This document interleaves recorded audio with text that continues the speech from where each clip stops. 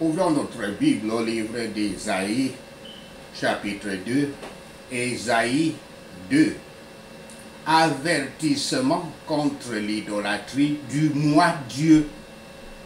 Avertissement contre l'idolâtrie du moi Dieu. Ésaïe 2, versets 1 à 9. La conversion des païens. Description du péché d'Israël. Versets 2 à 3. Ésaïe écrit sur le dernier jour ou les derniers jours. Certains débattent avec beaucoup de spéculations sur la période dite des derniers jours. Mais tout ce que l'on peut présumer sans risque, c'est que l'on se réfère à une période de temps après l'incarnation de Yahshua qui culminera avec sa seconde venue. Plus important, c'est le quand cela se produira. C'est plus important que le quand. Plus important que le quand cela se produira est le quoi, c'est-à-dire ce que les gens de Dieu, ce que les hommes de Dieu peuvent attendre. Ésaïe décrit une élévation au-dessus des montagnes, au-dessus des montagnes du temple de Yahweh, qui avait été construit à l'endroit où Abraham avait tenté d'offrir Isaac comme sacrifice. Dans la Bible, les montagnes symbolisent souvent la stabilité et sont souvent associées à la divinité,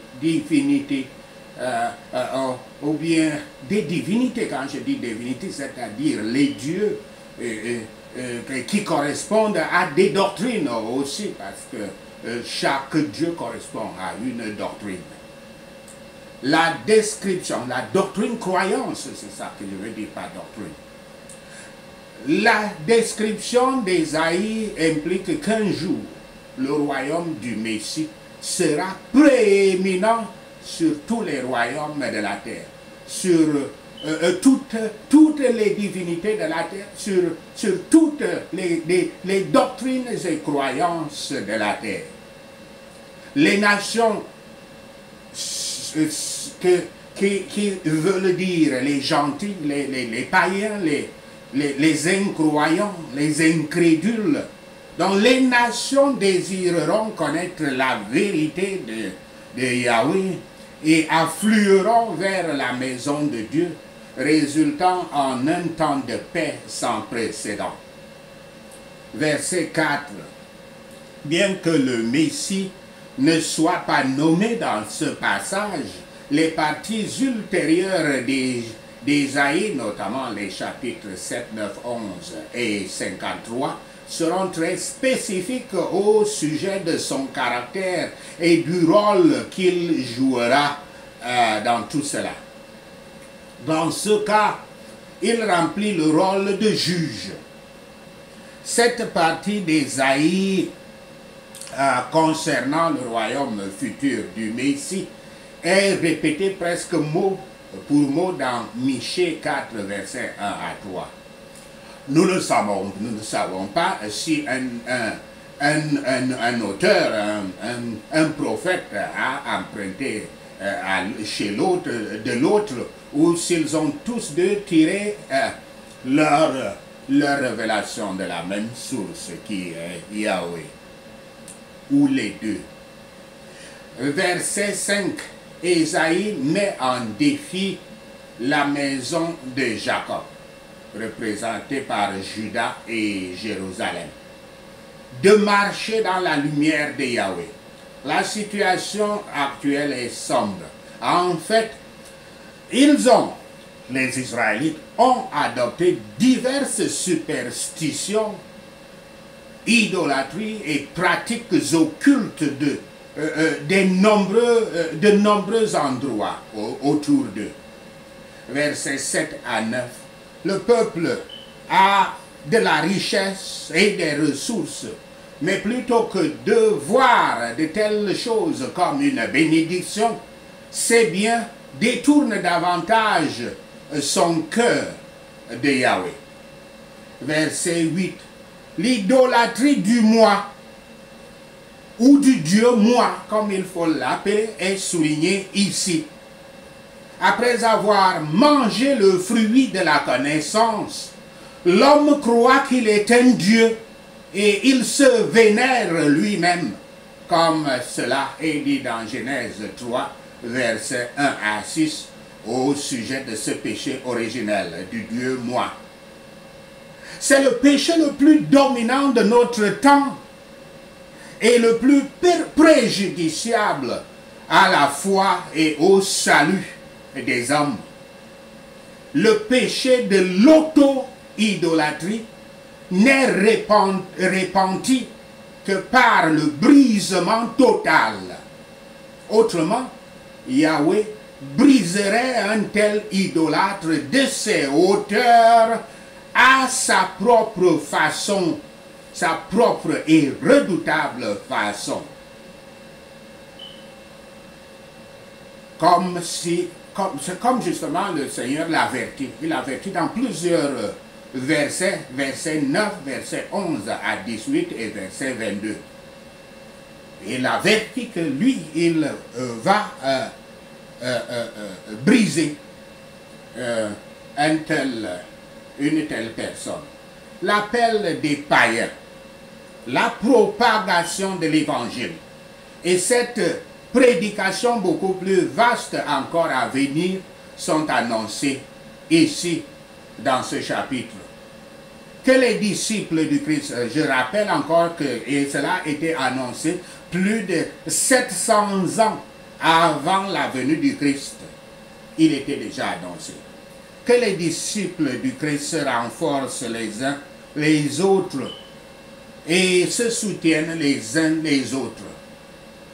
C'est Dieu qui enseigne son peuple par sa parole et son esprit. Yahshua favorise la paix ainsi que la sainteté. Si tous les hommes étaient de vrais disciples du Christ, il ne pourrait pas y avoir de guerre. Mais rien de répondant à ces expressions n'a encore jamais eu lieu sur la terre. Quoi que fassent les autres, marchons à la lumière de cette paix. Souvenons-nous que lorsque la vraie religion fleurit, il faut plutôt dire la vraie religion en question n'est même pas une religion, c'est une relation avec Dieu. Le christianisme est une relation avec Dieu et non pas une religion. Par conséquent, quand le christianisme fleurit, les gens se plaisent à monter, ils se plairont à monter à la maison de Yahweh et à exhorter les autres à les accompagner.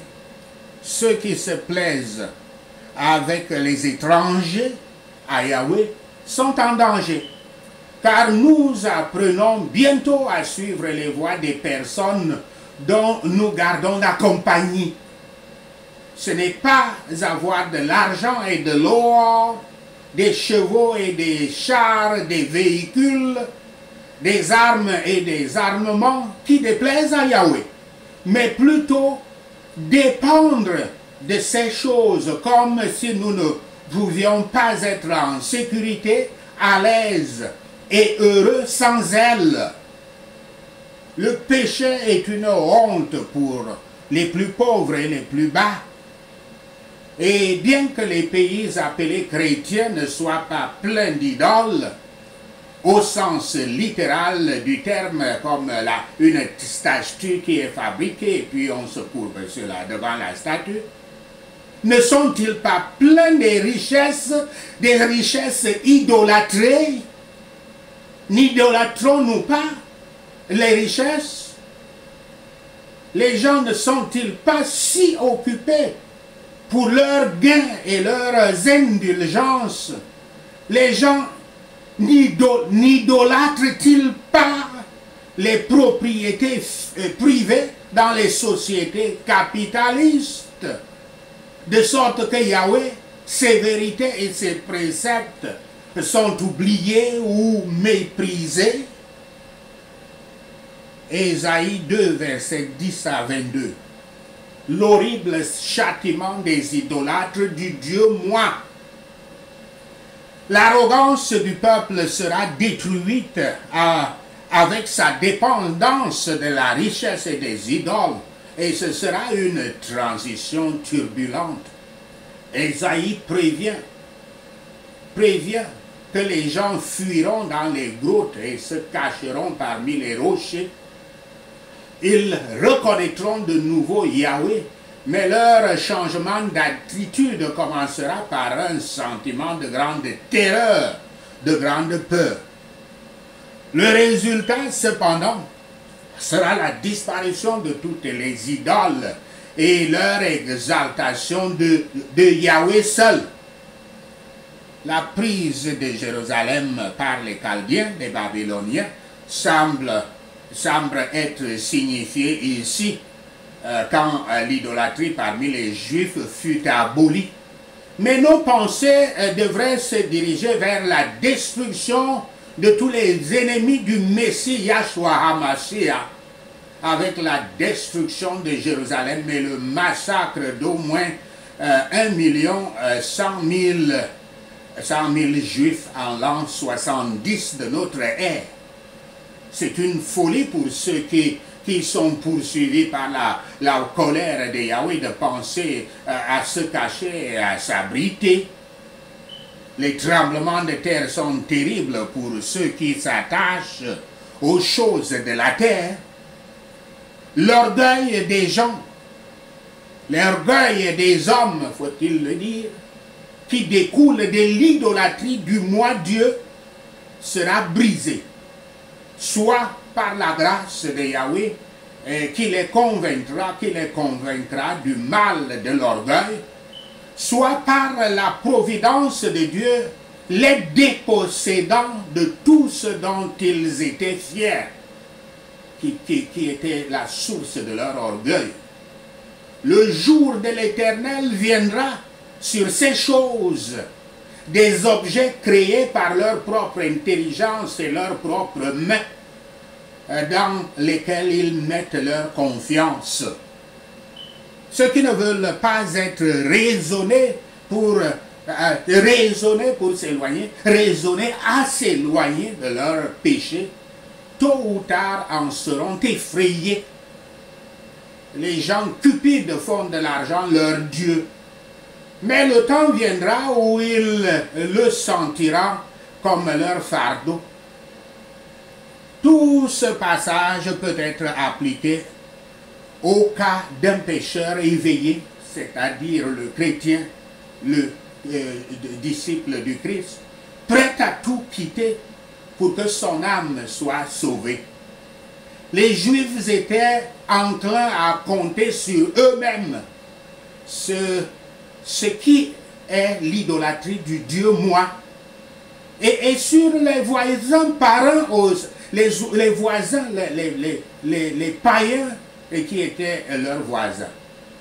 Mais ils sont appelés ici à cesser de dépendre de l'homme mortel. Tout homme mortel, y compris soi-même.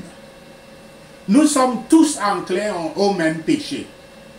Alors ne laissez pas l'homme être votre peur, ne le laissez pas être votre espoir, mais que votre espérance soit en l'Éternel, votre Dieu, Yahweh. Faisons-en notre grande préoccupation. Prenons garde que si nous ne brisons pas nous-mêmes nos collines et montagnes du Dieu moi, Yahweh le fera à sa manière, une manière très pénible et parfois mortelle. Sachez ceci, et le Seigneur Yahweh vous bénira. Prenons ces points de prière. Prions. Ésaïe 2.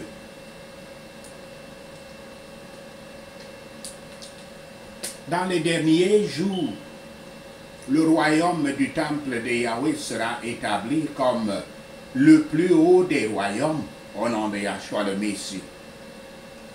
La montagne de Yahweh sera élevée au-dessus des collines et toutes les nations y afflueront au nom de Yahshua le Messie.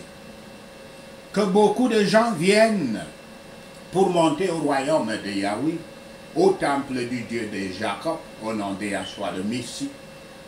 Père Yahweh, enseigne-nous tes voies afin que nous marchions dans tes sentiers au nom de Yahshua le Messie. Que la loi sorte des Sion, la parole de Yahweh de Jérusalem, au nom de Yahshua le Messie. Que Yahweh juge entre les nations et règle les disputes entre de nombreux peuples, au nom de Yahshua le Messie. Que les peuples battent leurs épées, fondent leurs épées en soc et en lance, et leurs lances en hameçon. Puissent-ils jeter leurs armes de guerre au nom de Yahshua le Messie. Que nulle nation ne prenne l'épée contre une autre nation, ou ne s'entraîne plus pour la guerre au nom de Yahshua le Messie. Venez, disciples du Christ, marchons dans la lumière de Yahweh au nom de Yahshua le Messie. Seigneur Yahweh, tu as abandonné ton peuple, les descendants de Jacob, les peuples du monde, au nom de Yahshua le Messie. Je ne serai pas avec ceux qui sont pleins de superstitions d'Orient, au nom de Yahshua le Messie. Je ne serai pas avec ceux qui pratiquent la divination comme les païens et embrassent les coutumes païennes, au nom de Yahshua le Messie. Ma terre ne sera pas la leur, pleine d'argent et d'or, car il n'y a pas de fin, de limite à leur trésor, au nom de Yahshua le Messie. Ma terre ne sera pas comme la leur, pleine de chevaux et de véhicules, car il n'y a pas de fin à leurs véhicules, au nom de Yahshua le Messie. Ma terre ne sera pas comme la leur, pleine d'idoles, car ils se prosternent devant les œuvres de leurs propres mains, devant ce que leurs doigts ont fait, au nom de Yahshua le Messie. Dans les derniers jours, les gens seront abaissés et tout le monde sera humilié. Yahweh ne leur pardonnera pas, ne les élèvera. Père Yahweh ne les pardonne même pas et ne les élève pas au nom de Yahshua le Messie. Vous, peuple, allez dans les rochers, cachez-vous dans la terre devant la présence redoutable de Yahweh et la splendeur de sa majesté au nom de Yahshua le Messie. Que les yeux de l'arrogance soient humiliés et que l'orgueil humain soit abaissé. Yahweh seul sera exalté ce jour au nom de Yahshua le Messie. Yahweh Tout-Puissant a un jour en réserve pour tous les orgueilleux et les nobles, pour tout ce qui est élevé, et ils seront humiliés au nom de Yahshua le Messie. Yahweh a un jour en réserve pour tous les arbres grands et hauts et tous les arbres puissants au nom de Yahshua le Messie. Yahweh a un jour en réserve pour tous les royaumes et toutes les hautes collines au nom de Yahshua le Messie. L'Éternel a un jour en réserve pour chaque haute tour, chaque protection puissante et chaque mur fortifié au nom de Yahshua le Messie. Yahweh il a un jour en magasin pour chaque navire de commerce, chaque entreprise puissante et chaque navire majestueux au nom de Yahshua le Messie. Yahweh rendra l'arrogance de l'homme bassesse et l'orgueil humain humilité au nom de Yahshua le Messie. Yahweh seul sera exalté en ce jour et les idoles disparaîtront totalement au nom de Yahshua le Messie. Les gens fuiront vers les cavernes, dans les rochers et dans les trous dans la terre devant la présence redoutable de Yahweh et la splendeur de sa majesté quand il se lèvera pour secouer la terre au nom de Yahshua le Messie. Les gens jetteront au top et aux chauves-souris leurs idoles d'argent et d'or qu'ils ont faites pour adorer au nom de Yahshua le Messie. J'arrêterai de faire confiance aux simples humains qui n'ont qu'un souffle dans les narines. Je ne tiendrai pas les humains en estime. Merci Seigneur. Au nom de Yahshua le Messie, nous prions. Seigneur, nous te rendons gloire, nous te louons, nous t'adorons, nous bénissons ton Seigneur, Saint-Seigneur. Merci Seigneur Yahweh d'avoir entendu nos prières. Merci Seigneur pour tes réponses à nos prières. Alléluia. Alléluia.